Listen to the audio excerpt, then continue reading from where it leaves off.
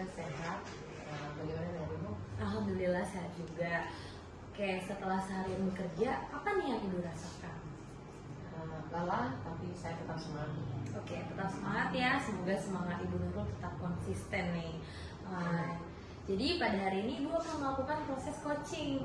Sebelum Ibu melakukan proses coaching, ada yang namanya tahapan prasupervisi. Yang di situ akan diajukan beberapa pertanyaan sesuai dengan rubrik penilaian. Di mana proses coaching tersendiri itu dilakukan dengan menggunakan alur tirta. Apa yang Ibu ketahui tentang alur tirta? Ya, alur tirta itu yang pertama itu tahapannya adalah tujuan. Kita menanyakan tujuan kegiatan pada pertemuan ini apa, kita coaching, kemudian mengidentifikasi. Jadi melakukan identifikasi masalahan, setelah itu melakukan rencana aksi. Dan setelah rencana aksi, kita melakukan komitmen sebagai bentuk pertanggungjawaban. Oke, berarti Ibu sudah memahami ya alur tirta itu seperti apa, dimulai dengan tujuan, identifikasi, rencana aksi, serta tanggung jawab. Lalu kompetensi coaching apa sih yang ingin Ibu kembangkan? Yang pertama, saya ingin mengembangkan presence, hadir secara penuh. Yang kedua, menjadi pendengar aktif. Yang ketiga, saya dapat membuat pertanyaan yang berbobot. Oke, dari 3 aspek coaching ini yang pertama adalah hadir penuh, lalu pendengar yang aktif, dan menyusun pertanyaan yang berbobot. Dari ketiga bagian itu, bagian kompetensi mana nih yang secara spesifik ingin diobservasi oleh Ibu Nurul? Yang ingin secara spesifik saya lakukan yaitu pertama menjadi pendengar aktif. Yang selanjutnya adalah membuat pertanyaan berbobot. Oke, membuat pertanyaan yang berbobot dan pendengar yang aktif ya Bu, di mana dalam pendengar yang aktif itu terdapat namanya teknik rasa. Apa yang Ibu ketahui tentang teknik rasa? Tentang teknik rasa itu yang pertama R adalah receive, artinya saya memberikan perhatian kepada coaching, mendengarkan pada saat dia berbicara. Yang selanjutnya adalah appreciate itu dimana saya memisinya atau mengapresiasi dengan mengatakan seperti ya, baik, keren, seperti itu. Yang selanjutnya adalah summarize, membuat rangkuman dari apa yang disampaikan coaching tadi. Yang selanjutnya adalah ask, mengajukan pertanyaan untuk mengembangkan ide. Iya betul. Dalam pendengar yang aktif terdapat teknik rasa. Yang pertama adalah R itu receive ya Bu ya, dimana kita bisa menerima lalu mendengarkan informasi apa saja nih yang disampaikan oleh coach. Jangan lupa perhatikan kata kunci yang disajikan oleh coach.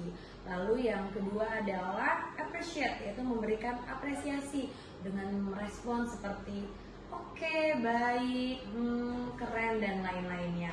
Lalu jangan lupa di summary, dirangkum agar kita bisa memastikan pemahaman antara coach dan coach itu sama. Lalu yang terakhir adalah aksi, yaitu mengajukan pertanyaan mendalam dengan menggunakan pertanyaan terbuka ya Ibu ya. Oke, pertanyaan terakhir adalah indikator ketercapaian dari tujuan pengembangan yang ingin dilakukan Bu Nurul itu apa ya? Indikator yang ingin saya sampaikan dikembangkan pada saat ini adalah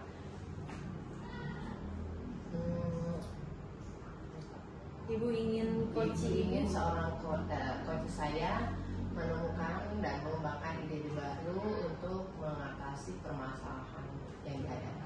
Oke, mungkin mengembangkan ide baru, mencari solusi itu bisa kita laksanakan dengan menggunakan alur tirta itu sendiri ya Bu ya.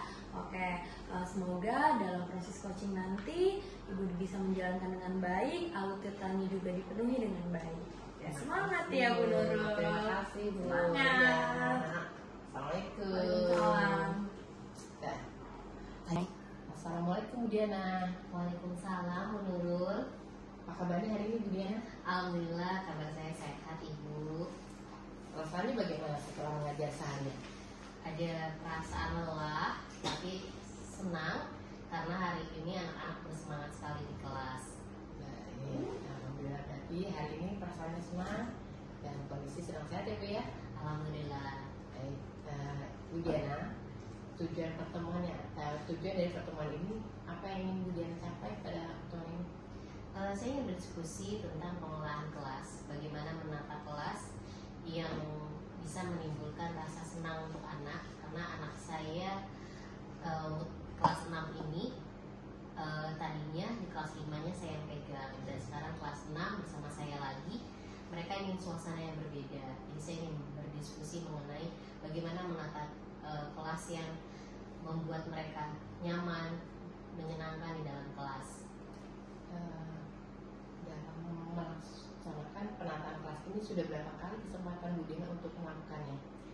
Dari awal ajaran baru kami sudah berdiskusi dengan anak-anak mengenai penataan kelas, karena mereka ingin suasana yang baru, papan absensi yang baru, menyeting pojok baca, pojok olahraga, dan pojok karya yang baru juga. Jadi saya sudah memberikan angket terbuka pada anak-anak bagaimana ide-ide kreatif mereka yang mereka inginkan tentang penataan kelas sekarang ini.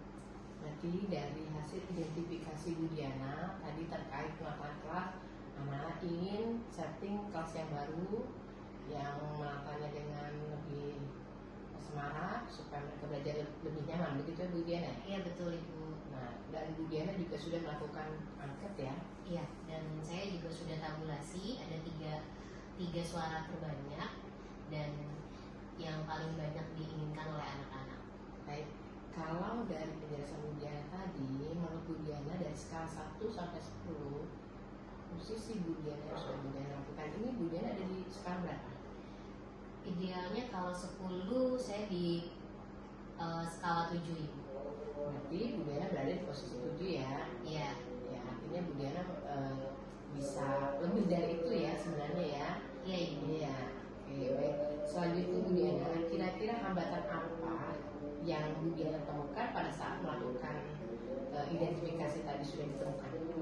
Banyaknya ide-ide dari anak, jadi tidak bisa saya tampung semua, tapi saya tabulasi, saya ambil kemiripannya, dan saya ambil tiga ide terbaik dari mereka yang paling banyak ada di angket terbuka itu. Ide-ide yang seperti apa yang tadi Ibu sampaikan tadi ada 3? Ya, mereka ingin menggunakan pojok karya, ada pojok olahraga, dan ada pojok baca yang baru. Jadi setelah ini Bu Diana pastinya akan masuk melaksanakan rencana aksi kan? Kira-kira kapan Bu Diana akan melakukannya? Kalau saya lihat dari 3 pojok itu, saya akan melakukannya kurang lebih 2 minggu ke depan. 2 minggu ke depan itu berarti kira-kira tanggal berapa itu Bu? Kira-kira saya mulai besok Ibu di tanggal 19. Saya akan mulai untuk melaksanakannya sampai di akhir Juni nanti. Nah, kira-kira berapa lama waktu yang Bu Diana targetkan untuk bisa menyelesaikan rencana aksi tersebut? Saya targetkan di akhir Juli ini sudah selesai, dan di awal Agustus sudah dengan suasana kelas yang baru. Berarti komitmennya Bu Diana itu apa setelah tadi rencana aksi dijalankan? Saya komitmennya ingin melaksanakan tadi hasil polling terbaik tadi supaya kelas jadi kelas penataan yang baru sesuai dengan minat dan ide anak-anak. Jadi anak-anak nyaman belajar, dan saya berkomitmen itu terlaksana dalam 2 minggu terakhir ini. Baik, Dengan melibatkan anak-anak tentunya. Oke. Berarti tadi Bu Diana mempunyai rencana aksi dengan targetnya sampai akhir bulan Juli ini. ini. Dan kemudian Bu Diana juga berkomitmen untuk melaksanakan yang target tadi ya Bu Diana ya. Iya, Nah, Ibu.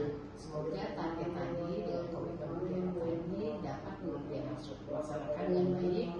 Kelas yang dicita-citakan anak-anak untuk bentuknya seperti ini bisa dari yang terbaru, dari mulai desain pojok baca, pojok olahraga, serta pojok karya bisa dilaksanakan dengan baik dan bisa lancar, hasilnya bagus gitu Bu Diana ya. Sayang sekali Bu Diana, saya senang sekali Bu Diana semangat untuk melakukan ini. Terima kasih Ibu. Saya senang, dan mungkin kita akan agendakan untuk pertemuan selanjutnya supaya saya bisa tahu perkembangan dari rencana aksi Bu Diana yang sudah kita sampaikan. Begitu Bu Diana? Baik Ibu, saya senang sekali. Mungkin kita jadwalkan nanti di awal bulan Agustus untuk membahas perkembangan dari rencana aksi saya ini ya Bu. Baik, jadi di bulan Agustus ya Bu. Ya, oke, baik. Senang sekali Bu Diana, saya bisa bertemu diskusi seperti ini, dan Bu Diana sampai berjumpa lagi Bu Diana di sesi selanjutnya Bu Diana ya. Terima kasih Bu Nurul. Assalamualaikum. Waalaikumsalam.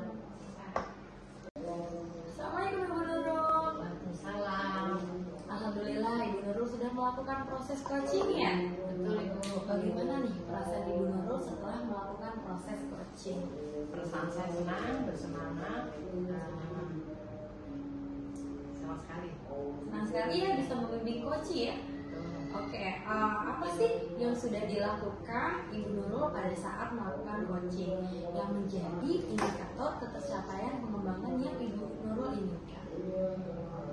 Kalau indikator yang bisa tercapai itu tentunya melalui aktivitas pagi serta dengan melaksanakan tahapan puasa.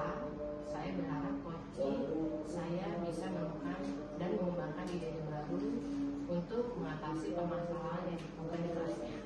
Oke, berdasarkan hasil pengamatan tadi nih ketika Ibu Nurul melakukan proses coaching, alhamdulillah saya sudah menemukan Ibu Nurul sudah menggunakan alur tirta dengan baik. Lalu 3 aspek coaching ini juga sudah Ibu laksanakan dengan baik, dari kehadiran penuh, pendengar yang aktif, dan pertanyaan berbobot. Seperti tadi yang Ibu jelaskan, kompetensi mana yang secara spesifik ingin diobservasi adalah pendengar yang baik dan pertanyaan berbobot. Alhamdulillah pertanyaan-pertanyaan yang Ibu Nurul ajukan juga sudah semakin menggali apa yang ingin disampaikan oleh coaching. Lalu bagaimana pendengar yang aktif, teknik rasa itu juga sudah Ibu laksanakan dengan baik. Sampai akhirnya coaching ini bisa menemukan solusi ya Bu atas permasalahan yang ia hadapi. Alhamdulillah proses coaching Ibu Nurul berjalan dengan sangat baik. Terima kasih Bu Ria. Oke, pertanyaan terakhir nih Bu, kompetensi apa lagi nih yang ingin dikembangkan berdasarkan hasil melakukan coaching yang tadi Ibu lakukan? Saya ingin mengembangkan penerapan alutsista agar saya bisa melaksanakan coaching lebih baik lagi. Oke, jadi nanti pada saat Ibu melakukan proses coaching, alur cerita ini tuh udah pasti Ibu laksanakan dengan baik ya Bu ya. Oke, kalau begitu sekian dari saya nih Bu. Semangat terus untuk melakukan proses coaching selanjutnya